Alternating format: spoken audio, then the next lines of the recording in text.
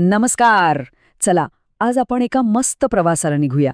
मुलांचा जो पाण्यासोबतचा नेहमीचा खेळ असतो ना, त्याला आपण एका जादुई सायन्स एक्सपेरिमेंटमध्ये कसं बदलू शकतो ते बघूया.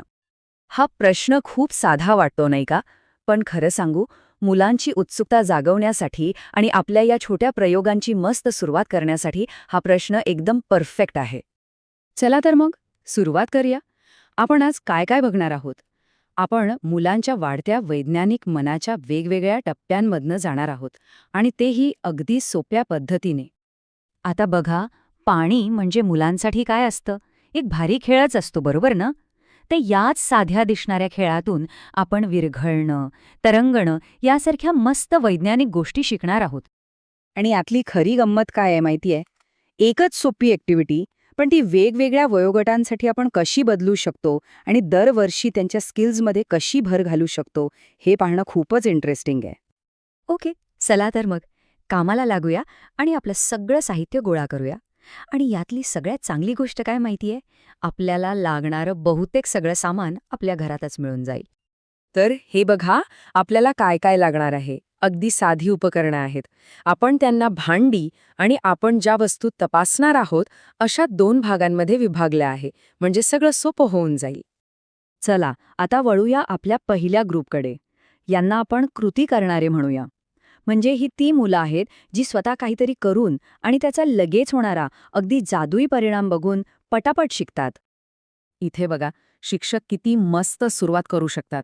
असं म्हटल्यावर 3-4 वर्षांच्या मुलांमध्ये एक वेगळाच उत्साह आणि कुतूहल निर्माण होतं. खरं तर हा सगळा खेळच वातावरण निर्मितीचा आहे. तर या वयात सगळ्यात महत्त्वाचं काय माहितीये? फक्त ॲक्शन आणि त्याचा तो सरप्रायझिंग रिझल्ट, ती विरघळण्याची जादू. बरं, आता तरंगण्याचा प्रयत्न करूया. चेंडू पाण्यात टाका. बघा कसा माशासारखा तरंगतोय तो. अगदी सोप्या आणि ओळखीच्या उदाहरणातून ही संकल्पना मांडता येते. आणि बघा, हा प्रयोग आपण आपल्या रोजच्या कामाशी किती सहज जोडू शकतो. म्हणजे लिंबू सरबत बनवतानाच विज्ञान शिकता येईल. भारी आहे ना? ओके, आता पुढचा टप्पा. बघूया की हे अंदाज लावणारे चिमुरडे शास्त्रज्ञांसारखा विचार कसा करायला लागतात. आता बघा, या वयोगटासाठी शिक्षकांचा रोल बदलतो.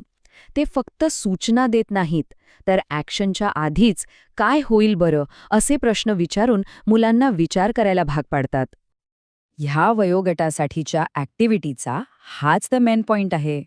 आधी गेस करा आणि मग एक्सपेरिमेंट करून तो खरा आहे की खोटा ते तपासा.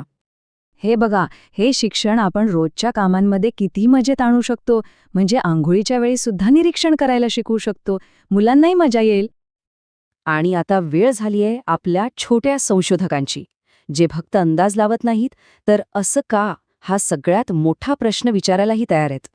5-6 वर्षांच्या मुलांना विचार करायला लावण्यासाठी हा एक जबरदस्त प्रश्न आहे.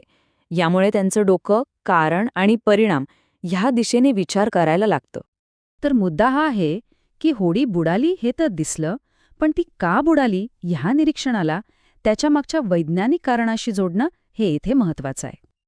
आणि ही बघा एक मस्त ॲक्टिव्हिटी. पावसाळ्यासारख्या नैसर्गिक संधींचा वापर करून मुलांना सतत काहीतरी नवीन शोधायला आणि निरीक्षण करायला कसं प्रोत्साहन देता येईल हे इथे दिसतंय. चला तर एक पटकन रिव्हिजन करूया. या संपूर्ण प्रवासात प्रत्येक टप्प्यावर मुलं नक्की कोणती कौशल्य शिकत आहेत ते बघूया. हे बघा, किती स्पष्टपणे दिसतंय इथे की मुलांची बौद्धिक वाढ कशी होतीये. म्हणजे अगदी साध्या निरीक्षणापासून ते तर्क लावून अंदाज बांधण्यापर्यंतचा प्रवास. तर आता सगळी तयारी झाली आहे. मग आज कोणता प्रयोग करून पाहणार? नक्की करून बघा. आणि मुलांच्या डोळ्यांतली ती विज्ञानाची चमक अनुभवा. खूप मजा येईल.